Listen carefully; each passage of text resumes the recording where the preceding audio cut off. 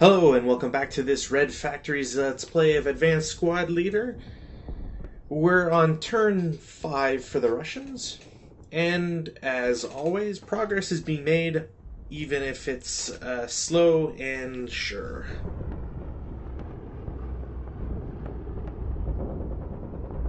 As with every start of the turn, we're going through, once again, checking to see which units are broken, what's worth trying to rally, either as a self-rally or otherwise.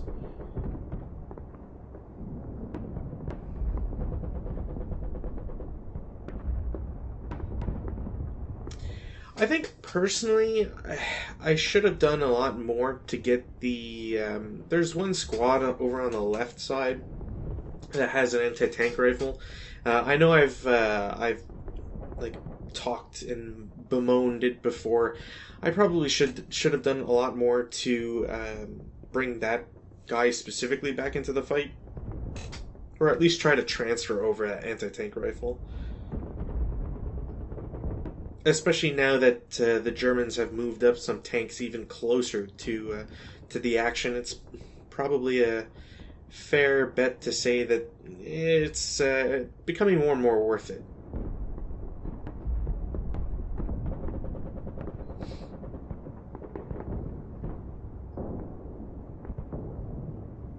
One thing that I don't think we'll see in this day of the campaign, and it's been so long, I'm not quite sure if I had it at the start. Tanks can obviously have their inhabitants or occupants or participating members, however you want to call them. You can have a tank. Basically, the tank has two different states. So there's bundled up and crew exposed, and this can also apply to other vehicles as well, not just tanks. However, at least for this game, we've only seen tanks so far. It's something that you can do in order to sort of lessen the effects of being bundled up.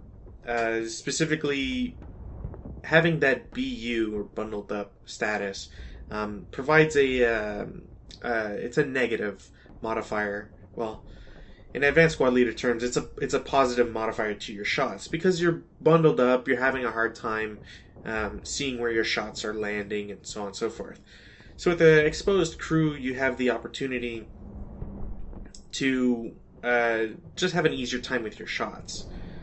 Although at the same time, it does put your crew in an exposed position if that wasn't obvious enough from the actual name of the ability. One thing to keep in mind when it comes to bundling up a unit or a vehicle and its passengers is that you end up, both states basically trade things off between each other. Generally speaking, bundling up will have an easier time at surviving shots, or you can't harass them as much. But an exposed crew obviously has not only the option of easier shots, but you can suffer penalties like losing a crew member and so on and so forth. Or at least I'm fairly certain that you can lose a crew member in a kind of, I don't want to say roundabout way, but basically there is a chance that you end up worse for wear.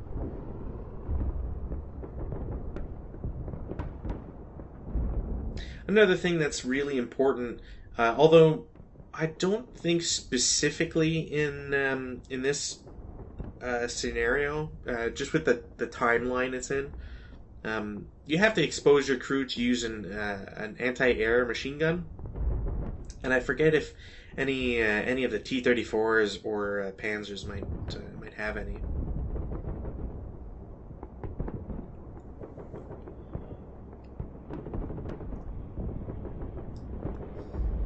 As always, it's very important to mark specifically who has acquisition where. It's hard enough tracking that sort of thing in real life, especially when you're, not really paying attention to the needs of the game, and you don't bring a pen and some paper along to keep track of that sort of thing. But you know, definitely something to think about.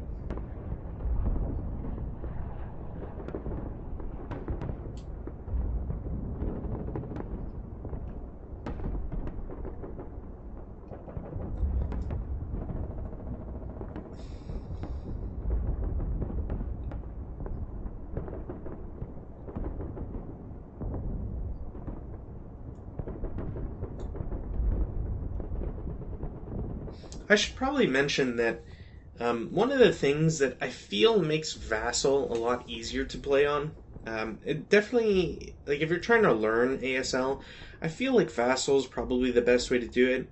I definitely have an easier time playing on Vassal, not just because of the fact that when you kind of get into like mega scenarios or campaigns or anything that's involving more than like 2 dozen units total, because like a dozen units on each side, it's fairly manageable.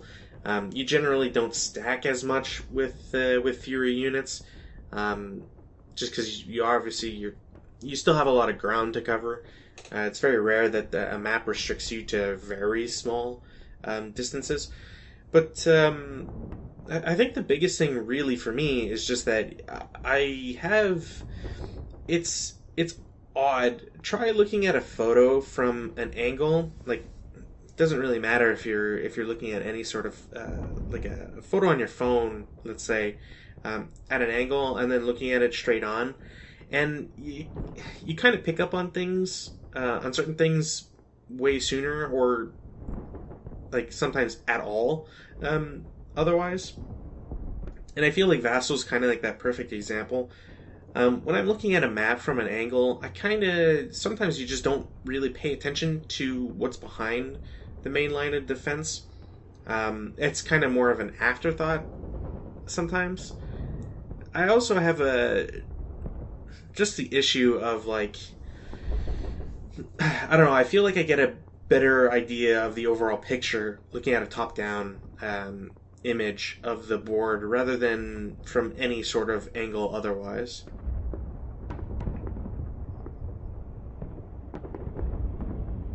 Obviously, the fact that you can just like mouse over something and know exactly what's in there, it makes it a lot easier for management of units. It's no joke when it's like campaigns like the Red Barricades and now technically Red Factories as a whole is definitely one of those multi-year projects that I don't know how many people have ever gone through. I think, if I remember correctly, the general consensus was people get through maybe like a week and then they kind of just quit or it ends, more or less just because it takes forever to play through a single day. I can't imagine playing this on an actual table with all of my counters clipped, of course, because that's the only way to really play. But have all these things lying around and then going, okay, well, boy, I hope I remember what's in, stack ZZ12 and stack YY15 to shoot at, WW12. So it just gets, it's obvious that there are complications with the physical board. And that's why, like, if you ever decide to try this out, which I definitely suggest, ASL is, for me, like the pinnacle of tactical wargaming for World War II. If you do decide to give it a shot, especially through Vassal, one, if you can support the end product, that by the end of it, keep this thing going, that'd be great. But definitely give it a shot, just because it's got that easier barrier of entry. And then I know I'm not really talking about the game, the campaign game so far, but it's just kind of things that have grabbed my attention. It's like there's another game. There's a game that came out on PC. I think it's Tigers on the Hunt, if I remember correctly. I think it's published by Matrix Games. The I can't really suggest that game, one, because I haven't tried it. It's got a lot of the same aesthetic as Advanced Squad Leader, which is a little weird to me, just because of like how familiar it looks. Like it's kind of like skirting the line of copyright type idea. Yeah, I don't know if it actually is or not, but that's not the point. Um, but I've also heard it doesn't really have like a functional AI, and maybe that's just hearsay or stuff I heard, over a year ago or whatever. But I don't remember people talking too highly about it. And the cost of entry for that game, when you effectively have so much you can do with it, as evidenced by Advanced Squad Leader existing for 30 years or whatever, 35 years maybe. It's kind of strange. Definitely, if given the option, I prefer playing this like Advanced Squad Leader on Vassal solo rather than anything I can find on Tigers on the Hunt. Um, I think another issue too, really, and probably the bigger issue, is that I can't believe that guy broke in that building. But more specifically, uh, one of the bigger issues uh, really is the fact that um, Tigers on the Hunt has a high price point, but only features two factions, while also not featuring a lot of scenarios. And maybe there's some idea to um, help out, like to expect the community to do something, in the sense that, like, you know, we'll give you the tools. Please build, the scenarios for us type idea. But whether that's true or not feels incredibly lazy to me. Um, Again, I'm not quite sure. I guess the at the end of it all, I don't quite understand why Advanced Squad Leader doesn't have a digital component yet, and maybe it's just because of the rights to it. I think Hasbro is like the ultimate owner of Advanced Squad Leaders, which is weird. But I guess I just find it kind of weird at the end of the day that there's no licensed like digital product, or um, that it's like so hard to get a lot of components for the game ultimately. I'm looking at you, King and Country, I think, which is a module that was like slated for reprint like 7 years ago and got a pre-order 2 years ago, year and a half ago, I think. Anyways, point is that physical products for ASL take a long time. There's a lot of scenarios to base anything off of that have already been created, and creating a digital product would be as simple as basically just doing what you can see here, but as an official product, and go from there. I can't imagine it would involve too much time or money, and you charge just a fraction of the price of the physical product, and you're good to go. But enough about me finding ways to make myself spend more money on hobbies that I really enjoy, and try to get back into this this current turn of the game. Um, the reason why I rolled a random selection a bunch of times, it's not just because I wanted to. It's what normally when you're doing a random selection for an effect, if two numbers tie, it that effect occurs on both. But I feel that if I had two snipers activate, it'd probably just be really annoying. Um, Although, you know what, anybody who's listening in the thread, which I'm pretty sure is just like two or three people, and I appreciate you guys. But if you or anybody else listening or watching this, if you feel so inclined, let me know if on double random selection, on ties on random selection for snipers, if I should just have both snipers do stuff. I could see it being like a sort of quote unquote reward for you know just for that sort of role. But it's just I guess maybe ultimately it'd just be kind of crazy because eventually this will turn into four snipers. I know it doesn't look like it yet, but we'll get there. And yeah, there's probably going to be at least two snipers activated at all times when that's a thing. So that'll be a lot of fun.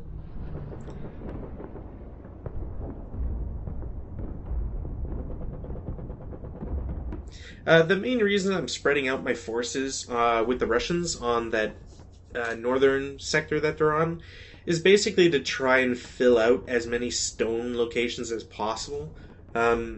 I don't want to become a victim to a large attack, and although I say that, I do still have some relatively large stacks.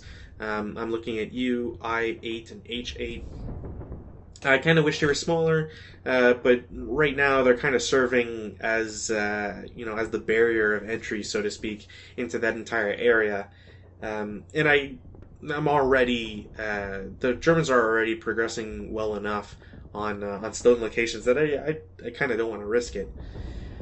So I'm keeping those units there for now. In a perfect world, I'd retreat them one hex, keep them a little bit safer out of the line of fire of a few more units.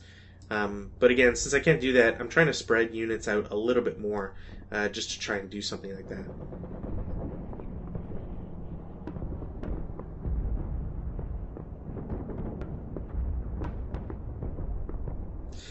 This is always an important thing when it comes to melee. So melee keeps units locked in place. Although, funny bit of trivia is that a unit that is locked that has a melee counter, if a infantry unit has a melee counter, it can't move. But a vehicle that has a melee counter can always move. A vehicle isn't. It's not locked by the quote unquote conventions of a fist fight or close combat fighting.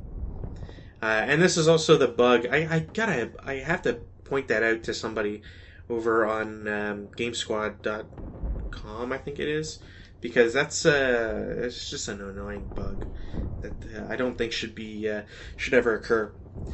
At least I got footage of it, I guess, and didn't notice it for at least 6 placements of bounding fire. So.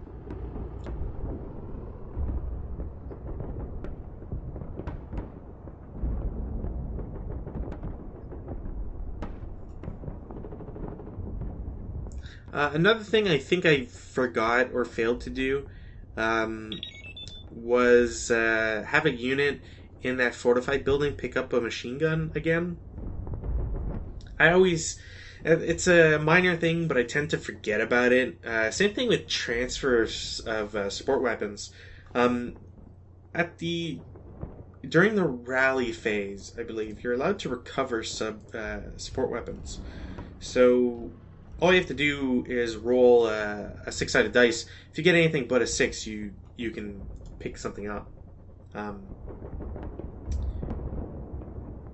Start of any rally phase. As their sole action in that rally phase, which makes sense. If you're picking up a support weapon, you can't deploy, so you can't split into separate squads, or half squads, I should say. And you can't rally and pick up a gun because you're busy rallying the troops rather than doing anything else. But yeah, you can also make a recovery during a move phase, which also makes sense. If you're moving around, you can pick up a gun. And it also makes it nice because you can try to run away or run towards an objective, pick something up, and then keep running.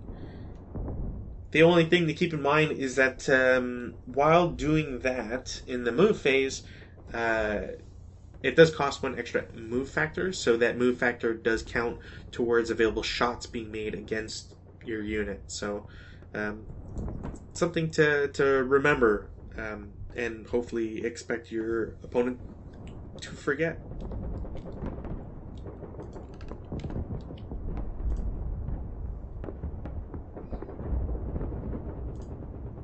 I should probably point out that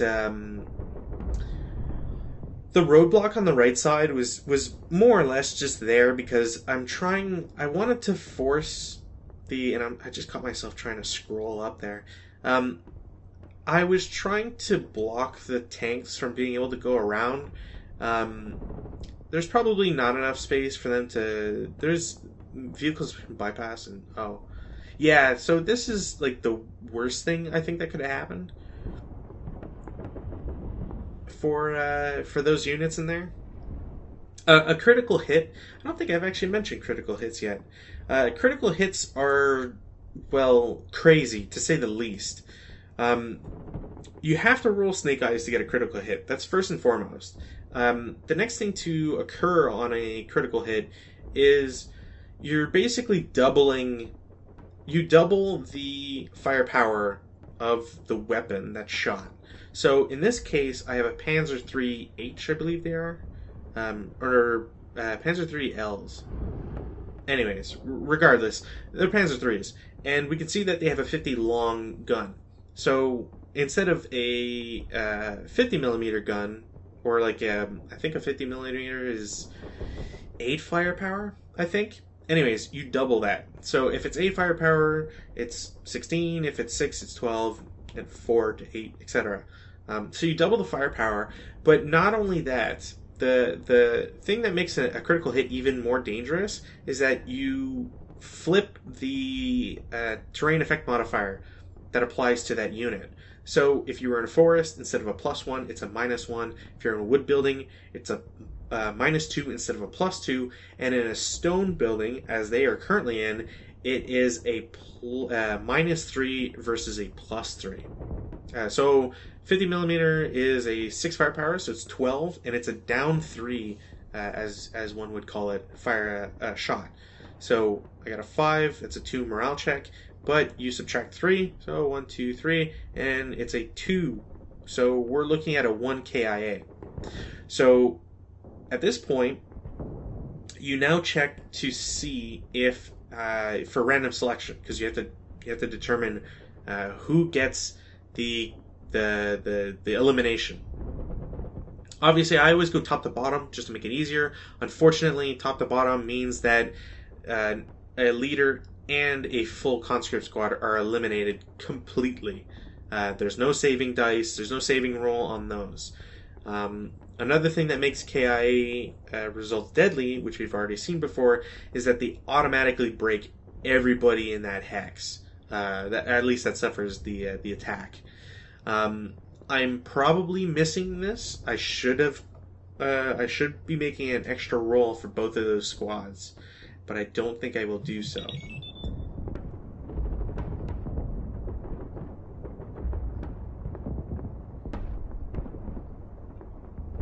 So the reason why I'm doing this, oh, perfect. Yeah, so I remembered.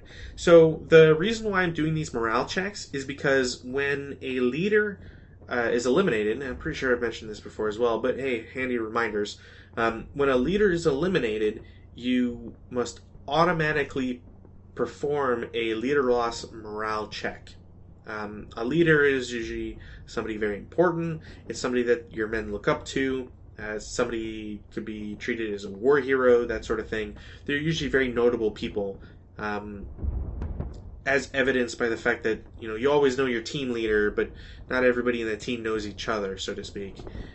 So, in a case of a leader dying, it always means that the people around him, it's a blow to your morale. So you can have these events where you have a unit that watches its leader dies, breaks as a result because it's a critical hit type idea. Then on top of that, they have to survive, hopefully, a morale check, because if they don't, they could suffer a casualty reduction, bring them down from a squad to a half squad. If they're half squad, they're eliminated as well, as we've seen. And on top of that, you also have the compound effect of ELRs, experience loss rating. I forget. I always forget what ELR stands for. But regardless, you have that applied as well. So we're talking about 3 different effects that occur to a single unit from one very lucky roll, mind you, but still something crazy enough that it definitely something that basically like writes itself in stories. If this was the sort of if this was the sort of thing that that one could write stories about in like after action reports and whatnot, it'd be pretty funny to see the contrast, and just like how you write it is always pretty interesting. For example, here I am, you know, rolling boxcars immediately after a critical hit for this tank, which malfunctions the both machine guns, or at least I think it was. I did. It was the main gun, because I was doing a rate of fire. That's what it was. Yeah, on a critical hit, you also always get rate of fire, unless your gun can't have rate of fire. But that's something obviously critical, because you can follow up a critical hit with just another great shot, or a shot on something else, because now you've almost guaranteed to have killed whatever you were shooting at. So you can do some pretty extensive damage on with a well placed vehicle. Well, well placed anything really, but especially in this case, a well placed vehicle.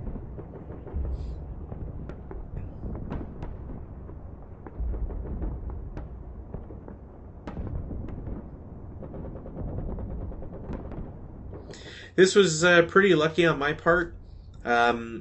The tank getting a good shot is always a great thing for a tank. But the fact that leader saved them just by one is also very, very, very important, because, well, let's face it, if the Russians had lost, well, they might still lose, I guess, technically, but losing both those structures right now would be really bad, because while there's open sight lines everywhere and there's still open ground to ever try to cross, it's obviously at coming at a disadvantage for the Russians, because all you have to do is get some good smoke or some lucky rolls, and now the Germans have advanced and taken over two very strong stone structure positions, in order to just advance further southeast. And again, as always, I forgot artillery somehow. Not quite sure why or how I keep forgetting it, but here I am. You'd think after a while I'd remember, but I think the main issue is just that I don't play very often with artillery, so it just kind of like falls by the wayside for me. If I had the opportunity for it, yeah, I'd definitely play it more often, or I'd definitely use artillery more often if I had it available. Another thing to keep in mind with artillery, the reason I put shell holes, which is actually really cool that I got shell holes there. Technically there's shell holes already on the map, but you can have shell holes get generated as well on top of them. You can also have a rare occurrence, which I only learned via podcast. If you guys already follow Advanced Squad Leader, cool. If you want to know more and stuff that helps out, especially newbies, I'd suggest listening to the two half squads. Just start listening to their first episodes and just go through it chronologically. They have some really good introductory pieces, a lot of fun trivia at times. One of them especially being shell holes. So they did an episode where they did QAs on shell holes and how they're generated, how they affect stuff. The fact that on a high enough attack, you can have shell holes get generated is really cool. If there are shell holes already on the map, you can have other shell holes get created, and basically, I believe, if I remember correctly, the interaction was that they eliminated everything in the other shell holes. you couldn't have two shell holes on the same hex. So the idea was that one would overwrite the other.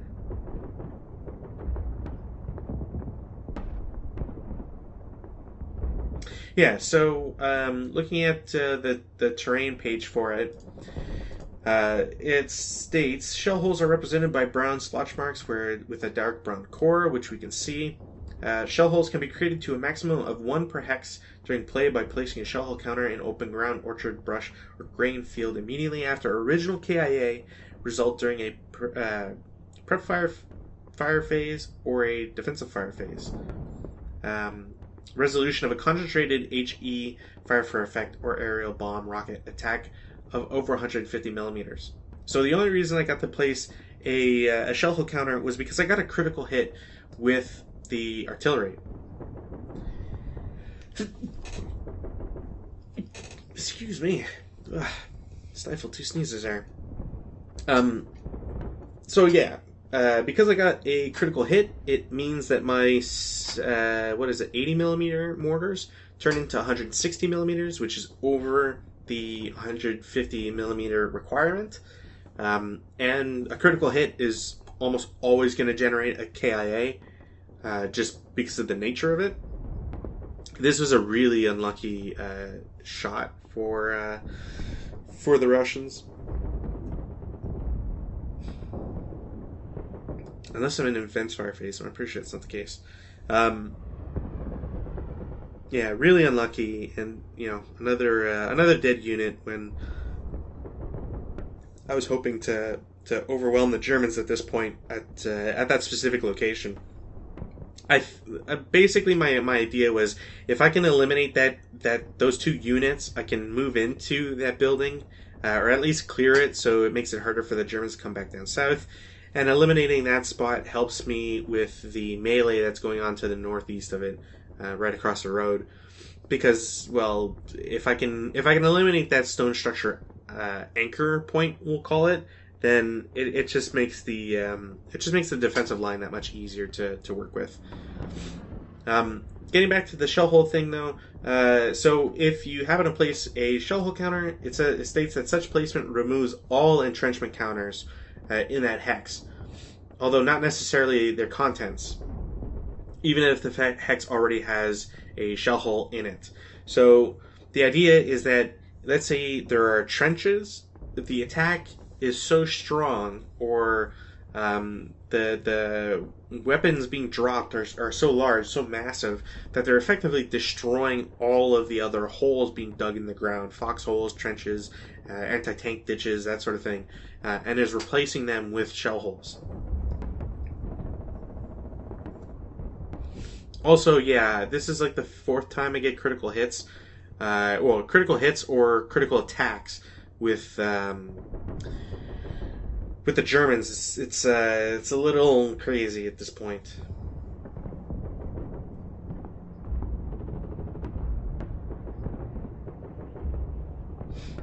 Yeah, and the reason why the rules say that, although not necessarily their contents, is because an HE attack would attack everything in the hex. But the elimination of the shell hole does not necessarily mean that the units within the shell holes are eliminated. The only understanding I can come to is that you're performing the attack on the terrain as well as everybody in it. So it's a little unfair that you would be able to have somebody survive the attack just to say, well, the shell hole that they were in didn't make it, so they turn out to be dead. It's just be kind of dumb.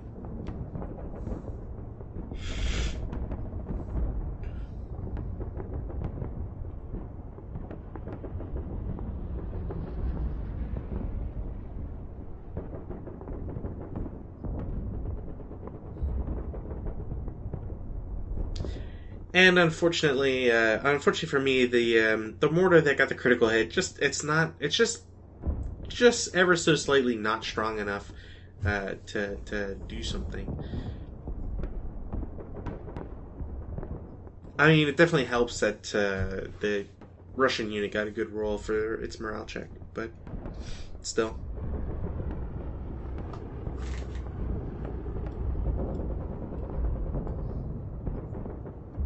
So again, something I've neglected to do for a while, and I'm just, oh my god, I forgot that I got another critical hit, um, and followed up with an 11. So at least it's not so bad, I guess. Um, One of the things I wasn't really doing all that much, and I really should have, was the fact that um, there's because you can see something at the second level means with something like a mortar, you can hit the entire hex. So that area of fire attack is just like it's very powerful that way, um, and becomes very useful for these sorts of things. I think another thing that I didn't take into account, which is going to bug me because I'm only thinking about it now. Uh, Critical hits double firepower, yes, but the area target type would still or should still apply. So I believe I'm doing a mistake right there. I'm doubling the firepower, so that 80 millimeter gun is 16. That's up to 32. But technically, I believe it should go back down to 16 because again, area target type means you have the firepower specifically. It's still a very strong attack, but I don't believe it's as strong as basically what I'm doing or making it out to be right now. All I can say is whoops, but this is why ASL has rules, or a rule specifically about if you make an error, it's not that big a deal. The real winners here are the people who have fun, and it's cliche enough to hear it, like when you hear it a lot, but I'm gonna be honest here. It's very true for Advanced Squad Leader. Having great stories that you create just through gameplay. I guess you can call that emergent gameplay if you want. Not that it's really the case, but being able to, in a way, it's kind of like Dungeons and Dragons and role playing games where not only are you having fun with the stories of the game or like the actual like combat of the game and so on, but you're also having fun with the story that you can tell afterwards. A tank driving up through a wall, aiming its gun at a known strong point filled with Russians and a leader, gets takes a shot at it, scores a magnificent hit, eliminates a bunch of people inside. There's cinematic appeal to it.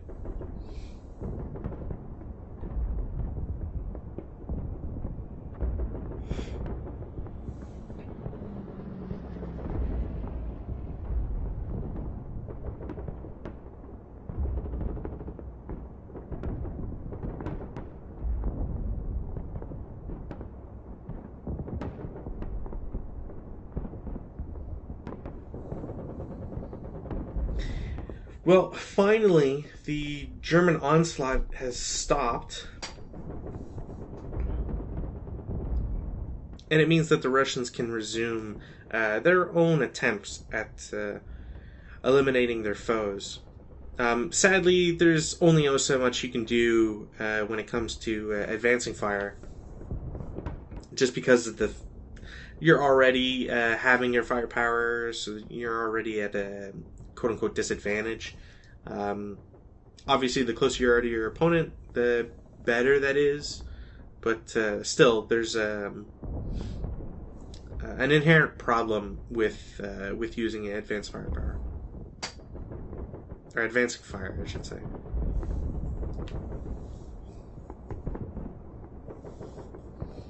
You could probably already guess that this won't be the case. But as I've mentioned before, the turn track on the right side of the map we can see right now, there is a number for turn 5, and that number is 1. So at the end of the Russians' play, they will roll just one dice, one dice, and they will be able to check to see if they are successful or not in their attempts at ending the game early. It might not seem too crazy or something along those lines, like why would you, you know, you wouldn't want the Russians to have that sort of thing happen, blah blah blah. But it's going to be very important, just considering the fact that um,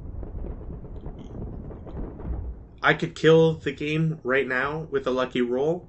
I've already been rolling a lot of ones just with the critical hits. So if luck holds out, I can effectively win the game for the Russians, because the Germans at this point in time do not have enough structures to win. By a rough estimate, just looking right now, they've got the fortified building with the 8-1, so that's just one. They have a bunch of broken units in the, I guess we'll call it like a duplex slash side by side building. That's 4 because of the second level locations, and the 2 rubble locations gives them another 2. So they're at what, 7? Oh, 8 with the stone structure in C11. So they're at 8 of, I think, 14 that they need. So yeah, unless they can they can get on it, they're kind of boned. Oh, if anybody thinks it's kind of weird that I'm making these moves, technically that was the only real way I could save those guys.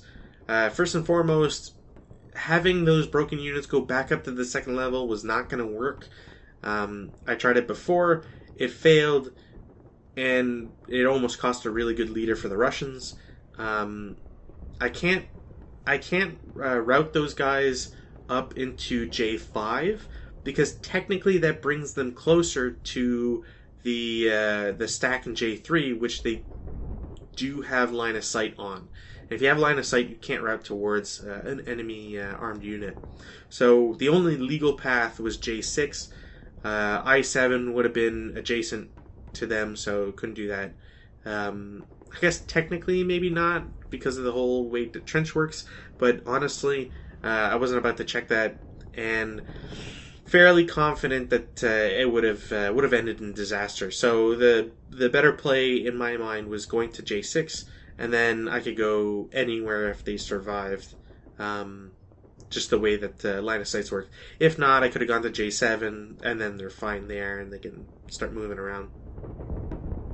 I've already had some pretty bad results with melee. Like, I'm not feeling too confident with it, and I certainly don't want to lose a squad of Russians with a light machine gun, which is powerful in and of itself, to some foolishness. So I'd rather not risk it if I don't have to. Besides, another thing to keep in mind is that if I advance them, got into some close combat, even if they survive and maybe take somebody out or what have you, they're in a stone structure that, for all intents and purposes, is kind of not really sustainable to be in at the moment, just the way it's placed and how it's close to at least 3 separate German squads, one of them with a medium machine gun. There's a stack with the leader over there, one with some DCs. It's just it's a bad time, and that's why I preferred pulling them back further south into the A13, B12, and C13 area.